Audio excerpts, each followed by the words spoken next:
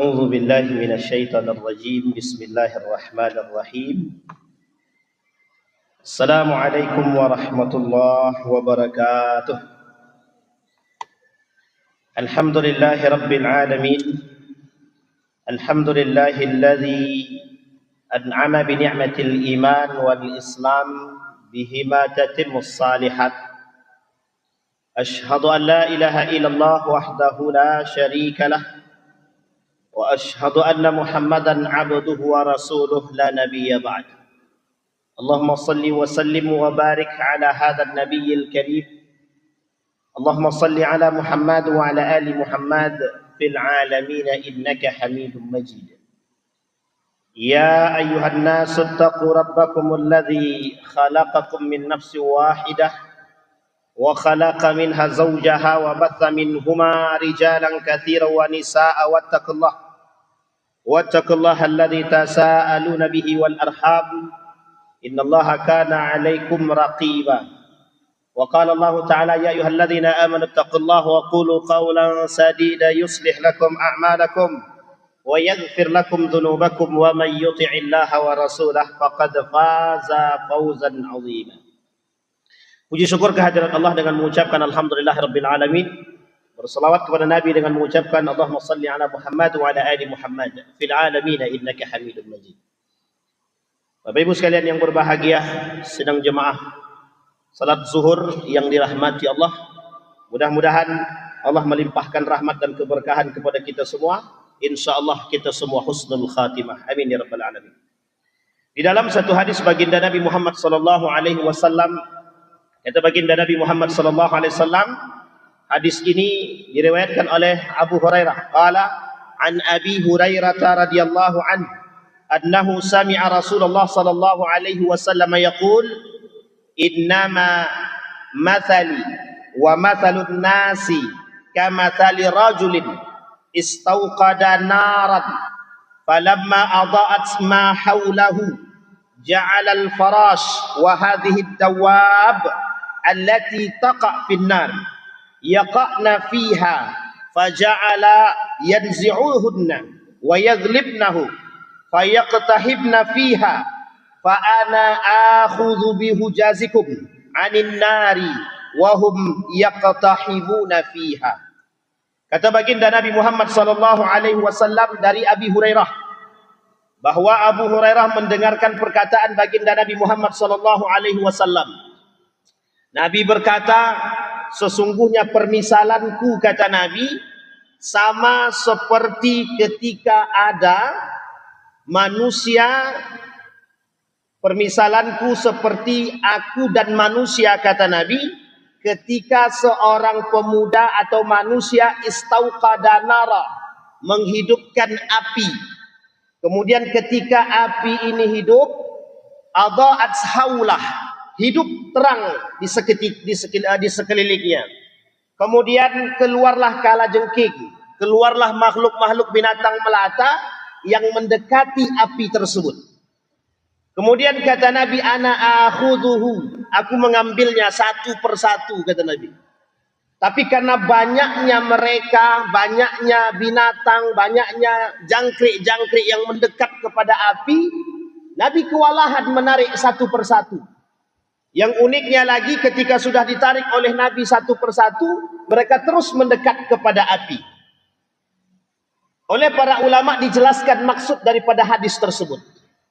Kata para ulama, hadza au hadhihi amsalun darabaha Nabi sallallahu alaihi wasallam li ummatihi.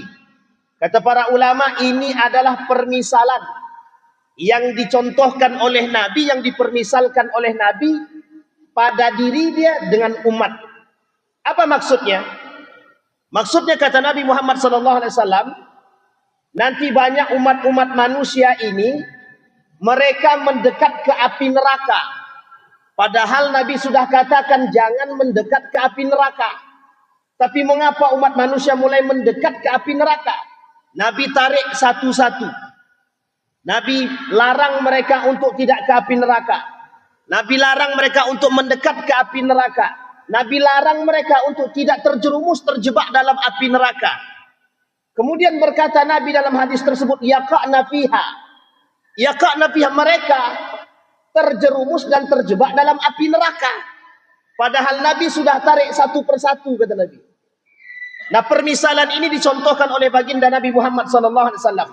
Begitulah rasa sayangnya Nabi kepada umatnya, sehingga Nabi khawatir kalau kelak umat manusia ini terjebak dan masuk ke dalam api neraka.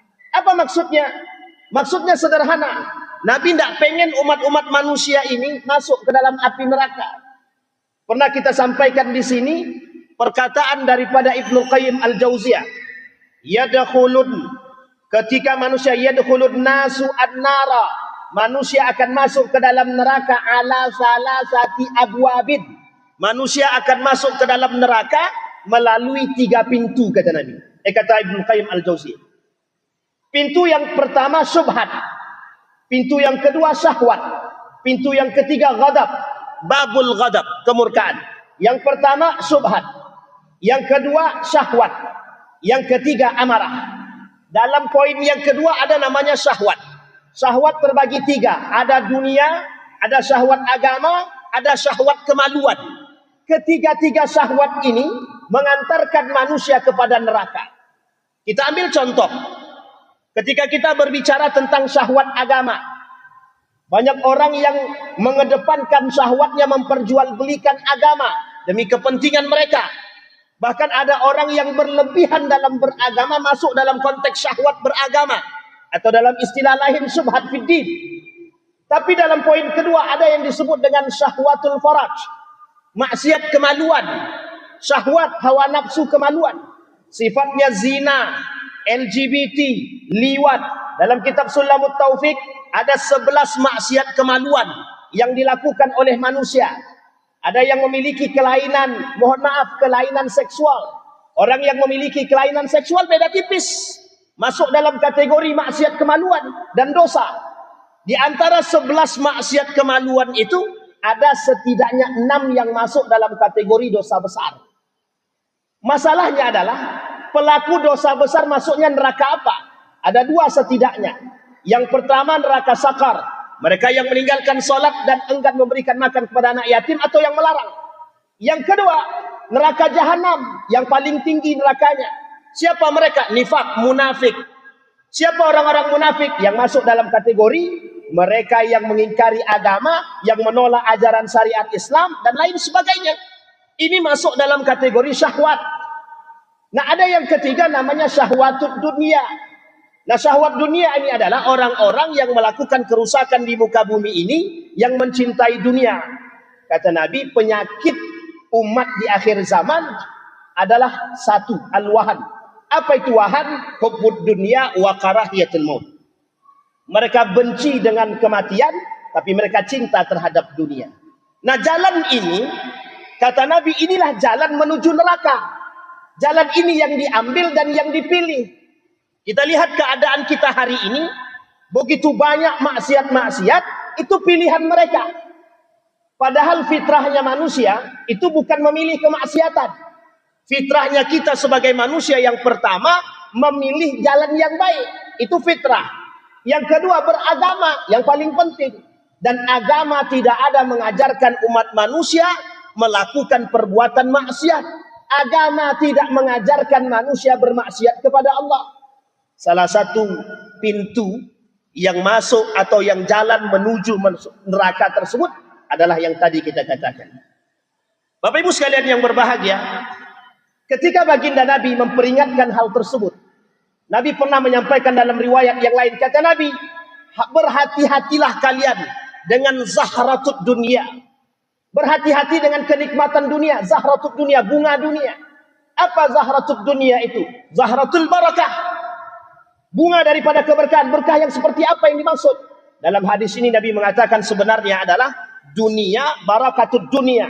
Berkahnya dunia. Apa berkahnya dunia? Bukan konekta. Bukan artinya dalam arti yang positif, tapi ternyata negatif. Hubbud dunia. Orang yang cinta terhadap dunia yang berlebihan. Bapak Ibu sekalian yang berbahagia, kalau kita rujuk daripada pemahaman baginda Nabi Muhammad SAW, daripada apa yang disampaikan oleh Nabi dalam hadis ini, peluang manusia menuju neraka, peluang manusia menuju neraka Sangat banyak sekali dan terbuka lebar.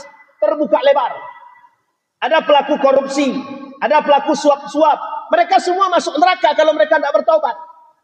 Ada pelaku kesyirikan, masuk neraka kalau mereka tidak bertaubat. Ada pelaku kemungkaran, kezaliman, masuk neraka kalau mereka tidak bertaubat. Ada yang mohon maaf mereka melakukan LGBT, zina, liwat, masuk neraka kalau mereka tidak bertaubat. Artinya jalan menuju neraka terbuka. Inilah yang diistilahkan Nabi. Nah, Nabi tarik. Bagaimana cara Nabi menarik orang-orang biar tidak masuk ke dalam neraka? Nabi kasih kuncinya. Apa kuncinya? Kembali kepada Al-Quran dan Sunnah. Bahkan di dalam riwayat yang lain kata baginda Nabi Muhammad SAW dari Zainab binti Jahas. Zainab binti Jahas ini adalah istri baginda Nabi Muhammad SAW. Ketika Nabi masuk ke rumah Zainab, Nabi bilang begini, kata Nabi, La ilaha illallah. Nabi langsung mengucapkan La ilaha illallah.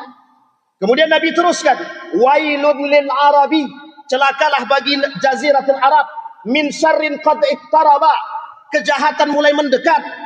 Futiha al-yawm, hari ini ditampakkan, min radmi Ya'jud wa Ma'jud, mislu hadhihi. Apa kata Nabi? Hari ini akan ditampakkan oleh Nabi, oleh Allah, keadaan persis seperti ketika Ya'jud wa Ma'jud datang. Ketika Ya'jud wa Ma'jud datang ke dunia, itu dunia ini hancur sehancur-hancurnya. Tidak ada keadilan, tidak ada namanya kebaikan, semua hancur. Nah, kondisi itu kata Nabi akan dialami sebelum Ya'jud wa Ma'jud datang, persis seperti kedatangan Ya'jud wa Ma'jud. Kemudian bertanya Zainab kepada baginda Nabi Muhammad SAW. Kata Zainab kepada Nabi, Ya Rasulullah, anahliku wa fina salihun. Apakah ketika itu dalam kehancuran itu ada orang-orang saleh? Nabi jawab, kata baginda Nabi, Naam, idza kasral khabas. Ya, tapi ketika itu khaba'is, kekejian, kemungkaran, kezaliman, kemaksiatan, semua merajalela seperti yang hari ini kita lihat. Meskipun di tengah hari ini banyak orang-orang yang saleh, Dr. Mawardi Muhammad Saleh ketika ditanya oleh salah seorang jamaah, apa kata jamaah? Ya doktor, ya ustaz, bagaimana ketika tempat tersebut yang dihancurkan ada orang yang saleh? Dijawab, as-salihuna naimun, as-salihuna sakitun. Orang soleh diam, orang soleh tak bisa berbuat apa-apa. Orang beriman hanya bisa diam. Karena diamnya orang beriman, kemurkaan datang. Karena diamnya orang beriman terhadap kemungkaran, Allah berikan tetap ujian bagi mereka. Ma'asyiral muslimin rahimakumullah. Maka ini yang disebut oleh Nabi dalam riwayat yang lain, wahadza fitanun. Inilah yang disebut dengan fitnah. Maka Bapak Ibu sekalian yang berbahagia, kata baginda Nabi Muhammad SAW yang kemudian disyarah, dijelas oleh para ulama yang lain. Apa kata para ulama dalam hadis tersebut, menjelaskan hadis tersebut? Kata para ulama, orang yang selamat hina tulki. Ada orang yang selamat ketika berhadapan dengan fitnah-fitnah, syubhat, syahwat dan ghadab tadi. Siapa yang selamat? Man istamsaka, mereka yang berpegang teguh bil kitab was sunnah, dengan Al-Quran dan sunnah. Bapak Ibu sekalian yang berbahagia, ini mengingatkan kepada kita betapa dekatnya hari ini kita dengan kehancuran. Artinya kita tidak berpikir pesimis terhadap keadaan, bukan, tapi kita lebih tepatnya menjaga diri agar bisa tetap lebih baik dan istiqamah dalam berakidah. Kita tidak tahu Pak, sekarang ini pokoknya udah mulai aneh. Banyak kesesatan dan lain sebagainya dalam istilah agama dan bid'ah. Kita hanya bisa bermunajat kepada Allah dan berpegang teguh dengan Alkitab wa Sunnah agar kita bisa selamat daripada bid'ah, syubhat, syahwat yang terjadi di kalangan umat muslim hari ini. Fa'tabiru ya ulil absar la'allakum tuflihun. Assalamualaikum warahmatullahi wabarakatuh.